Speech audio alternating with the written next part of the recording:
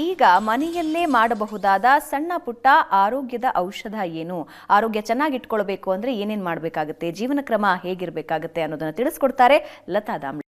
ನಮಸ್ತೆ, ನಾನು ಡಾಕ್ಟರ್ ಲತಾ, ಆಯುರ್ವೇದ ವೈದ್ಯೆ ಹಾಗೂ ಔಷಧ ಸಂಶೋಧನೆಯಲ್ಲಿ ತೊಡಗಿಸ್ಕೊಂಡಿದ್ದೀನಿ. ಈಗ ನಾವು ಆಹಾರದ ಬಗ್ಗೆ ಏನು ಕಾಳಜಿ ವಹಿಸ್ತೀವೋ ಅಷ್ಟೇ ಕಾಳಜಿ ಆ್ಯಕ್ಚುಲಿ ಹೈಡ್ರೇಷನ್ ಬಗ್ಗೆ ಕೂಡ ಮಾಡಬೇಕು ನಾವು. ಅಂದರೆ ನೀರಿನ ಅಂಶ ಎಷ್ಟರ ಮಟ್ಟಿಗೆ ನಾವು ದೇಹಕ್ಕೆ ತಗೋತೀವಿ, ಯಾವ ಥರದ ನೀರು ತಗೋತೀವಿ ಅನ್ನೋದು ತುಂಬ ಮುಖ್ಯ. ಆ್ಯಕ್ಚುಲಿ ಒಂದು ನೀರಿನಿಂದ ಹೈಜಿನಿಕ್ ಕೂಡ ನಾವು ನೋಡಬೇಕಾಗತ್ತೆ. ಕ್ಲೀನಾಗಿರುವ ನೀರನ್ನು ತಗೋಬೇಕು. ದಿನಕ್ಕೆ 1ರಿಂದ 1.5 ಲೀಟರ್ ಅಂತೂ ನೀರು ದೇಹಕ್ಕೆ ಬೇಕು. ಯಾಕೆಂದರೆ ನಮ್ಮ ಎಲ್ಲ ದೇಹದ ಒಂದು ಫಂಕ್ಷನಿಂಗ್ ಆಗೋದು ಅದಕ್ಕೆ ಸಹಾಯ ಮಾಡುವಂಥದ್ದು ಈ ನೀರಿನ ಅಂಶ. ಹಾಗೆ ನಮ್ಮ ಈ ನೀರು ತಗೊಳ್ಳುವಾಗ ನಮ್ಮ ಎಲ್ಲ ರೀತಿಯ ಫ್ಲೂಯಿಡ್ಸ್, ನಾವು ದಿನದಲ್ಲಿ ಏನು ಸಾರು ಇರ್ಬೋದು, ಸಾಂಬಾರು ಇರ್ಬೋದು, ಕಾಫಿ ಇರ್ಬೋದು, ಹಾಲು ತಗೊಳ್ಳೋದು, ಇವೆಲ್ಲವನ್ನು ಸೇರಿ ನಾವು ಹೈಡ್ರೇಷನ್ನ ಯೋಚನೆ ಮಾಡಬೇಕಾಗತ್ತೆ. ಹಾಗೆ ಇನ್ನೊಂದು ನೆನ್ಪಿಟ್ಕೊಳ್ಳಿ, ಬರೀ ನೀರು ಕುಡಿತಾ ಇದ್ದರೆ ಮಾತ್ರ ಒಳ್ಳೆಯದಲ್ಲ. ಈ ನ್ಯಾಚುರಲ್ ಎಲೆಕ್ಟ್ರೋಲೈಟ್ಸ್ ಅಂತ ಏನು ಹೇಳ್ತೀವಿ, ಅದು ಇರುವಂತಹ ನೀರನ್ನು ಕುಡಿಬೇಕು. ಅಂದರೆ ಎಳ್ನೀರು ಇರ್ಬೋದು ಅಥವಾ ಹಣ್ಣನ್ನು ತಿನ್ನೋದಿರ್ಬೋದು, ಯಾಕೆಂದರೆ ಅದರಿಂದ ಕೂಡ ನ್ಯಾಚುರಲ್ ಎಲೆಕ್ಟ್ರೋಲೈಟ್ಸ್ ಬರುತ್ತೆ. ಹಾಗಂತ ಹೇಳಿ ಕ್ಯಾಂಡ್ ಜ್ಯೂಸ್ ಅಥವಾ ಫ್ರೂಟ್ ಜ್ಯೂಸ್ ಏನು ಪ್ಯಾಕಲ್ಲಿ ಸಿಗುತ್ತೆ ನೋಡಿ, ಅದನ್ನು ಕುಡಿಲಿಕ್ಕೆ ಹೋಗಬೇಡಿ. ಯಾಕೆಂದರೆ ಅದು ಅನೇಕ ಆ್ಯಸಿಡ್ ಬ್ಯಾಲೆನ್ಸರು, ಪ್ರಿಸರ್ವೇಟಿವ್ಸು, ಹಾಗೆ ಹೈಲಿ ಶುಗರ್ ರಿಚ್ ಇರುತ್ತೆ. ಸೊ ಅದು ದೇಹಕ್ಕೆ ಒಳ್ಳೆಯದಲ್ಲ.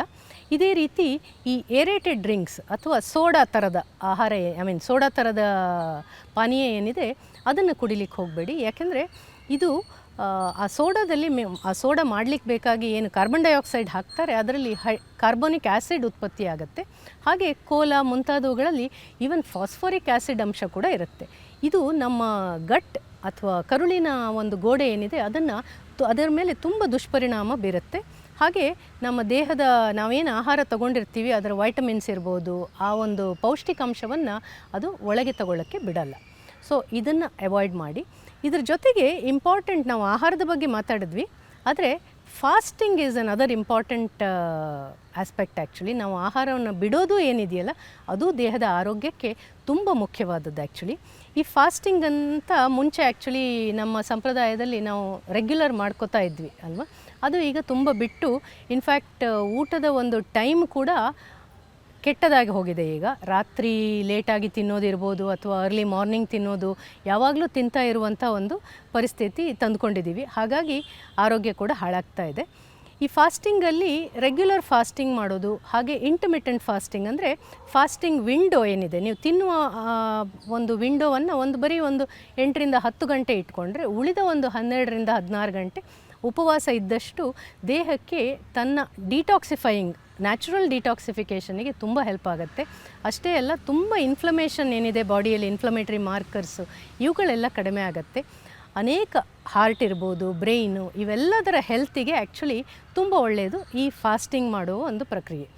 ಸೊ ಈ ಉಪವಾಸ ಮಾಡುವಾಗ ನೀವು ಒಂದು ನಮ್ಮ ಬೇಸಿಕ್ ಮೆಟಬಾಲಿಕ್ ರೇಟ್ ಏನಿದೆ ಅವುಗಳಿಗೆ ತೊಂದರೆ ಆಗದಂತಹ, ಅಂದರೆ ನೀರಾಹಾರ ಇರ್ಬೋದು, ವೆರಿ ಲೈಟ್ ಫುಡ್, ಈ ಥರದ್ದನ್ನು ಮಾತ್ರ ಸೇವಿಸಿ, ಎಲೆಕ್ಟ್ರೋಲೈಟ್ಸ್ ಇರುವಂತಹ ನೀರು ಕುಡಿತಾ ಇರಿ, ಈ ಥರದ್ದನ್ನು ಪಾಲಿಸ್ತಾ ಇರಿ.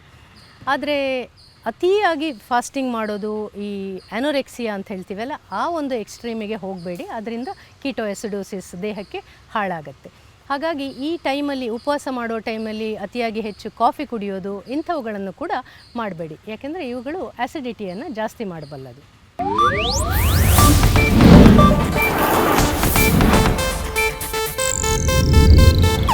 ಇದು ಏಷ್ಯಾನೆಟ್ ನ್ಯೂಸ್ ನೆಟ್ವರ್ಕ್ ಪ್ರಸ್ತುತಿ.